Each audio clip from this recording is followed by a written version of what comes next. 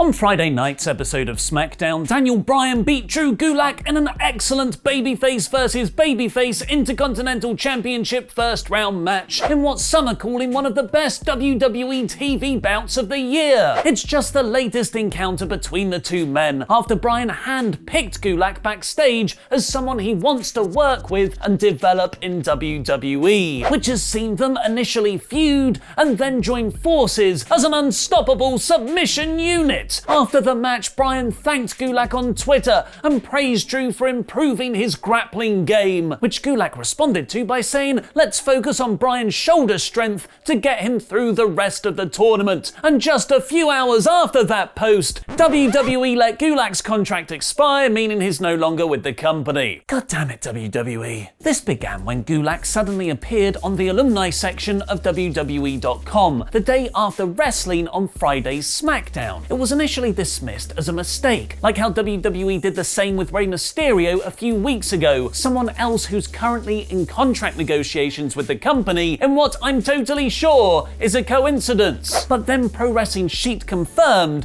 that yep, Gulak had indeed left WWE. Ryan Satin first reported that Gulak had been released, but that was then updated to say he had instead parted ways with the company, which is a bit more like saying conscious uncoupling rather than "you dumped me, Megan, I thought we had something, you bitch." PW Insider then revealed that rather than releasing Gulak, WWE let his contract expire after Friday's episode of SmackDown, when the two sides couldn't come to terms on a new deal. And then Dave Meltzer reported it was definitely a money situation. Gulak asked for a raise, they said no, and they then pulled the offer they originally offered him. This is because WWE is reportedly not offering any new contracts or extra money right now during the pandemic, following last month's mass firings, with a reported 40% of its workforce being released or furloughed, despite WWE set to have their most profitable year ever. This might be the reason Rey Mysterio also hasn't re-signed a new deal, with his current contract expiring in October, as he'll want it to be for significantly more money, with it likely being one of the last big deals of his career. It's very unfortunate timing for Gulak, as just 2 months previously, WWE were offering talent double their money to re-sign long-term deals to prevent them from going to All Elite Wrestling. Interestingly though, as Gulak's contract has expired like Jon Moxley's last year, rather than be released like Brody Lee last December, he has no 90-day non-compete clause. In theory, he could turn up as early as Wednesday's episode of Dynamite if the promotion wants him. But there is still a chance he could return to WWE. Gulak is reportedly being represented by wrestling agent Barry Bloom, who has negotiated deals on behalf of Chris Jericho, Brock Lesnar, Goldberg, and even Triple H in the past. And with Gulak's incredible skill set, where he can excel on commentary for 205 Live or in a comedy role, just as much as critically praised in ring matches, WWE would be foolish to let him walk straight into another company, and at least one WWE star is very upset that this has happened. Thanks for your support on Patreon, the British Bulldog, Philip Boy J. Smith Jr. Brian Alvarez said he first found out Gulak had left in a text message, likely from a WWE insider, that read, "It sucks," and somebody was very upset that Gulak was gone. But many are also very happy he's back on the independent scene, where he had a lengthy career before joining WWE in 2016. Joey Ryan has tweeted, "I'm immediately booking Drew Gulak for bar wrestling shows that don't exist yet," while AEW wrestler Joey Janela praised, "If it wasn't for Drew Gulak, there'd be no Joey Janela. Certainly elevated my game and elevated me up the ladder of independent wrestling. Looking forward to see what he does after this Corona Bull S-word." Wrestling training is another part of Gulak's skill set, previously teaching students at Chikara's Wrestle Factory like new Impact wrestler Kimber Lee. And he's also very good friends with AEW's Chuck Taylor and Orange Cassidy. Best friends, you might say, with Taylor tweeting a picture of their old Gentlemen's Club faction, which included Drew, Chuck, Cassidy, and the Swamp Monster. Wrestling. WWE letting Gulak's contract expire, despite him wrestling a high-profile match just the night before, sends a very clear message to those still left in the company. WWE has all the leverage, so do what they want, even when they say the opposite. It's like 1984. After the Wrestling Observer revealed there's heat on Sami Zayn in WWE for him refusing to work during the pandemic, despite WWE telling talent they could choose to stay at home without it affecting their position in the company, WrestlingNews.co is now reporting that the feeling backstage over WWE stripping Zayn of his Intercontinental title rather than crowning an interim champion was done to send a message. Top stars like Roman Reigns are free to take time off and not worry about their spot, but the same apparently doesn't apply for mid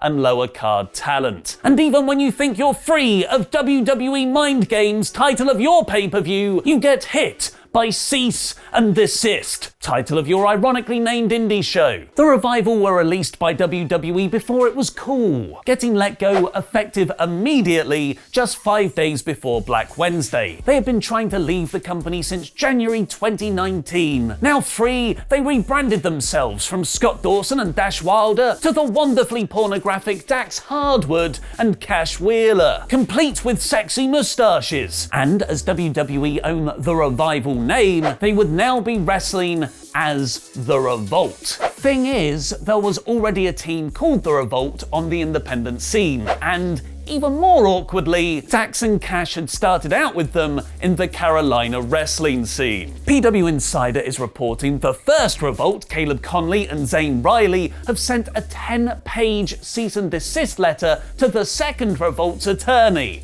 This is going to get complicated fast, pointing out they've been the Revolt for years, selling merchandise using that name, and are the current PWX World Tag Team Champions. The letter even argues all four of them know each other, and that Conley and Riley, upon learning of the trademark filing, tried to reach out as friends, but were rebuffed. The Rebuffed, that's a much better name.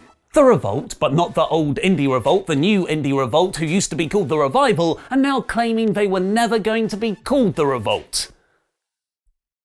What's happening here? Their new name has always been FTR, which will mean different things at different times, like fumbled the rebranding. FTR's attorney said Dax and Cash respectfully disagree with the first Revolt, and if Conley and Riley are willing to discuss a reasonable and mutually beneficial resolution, and one that includes a public apology to our clients, we will take it back to them for consideration. And that's not the only wrestler lawsuit that's been threatened these last few days.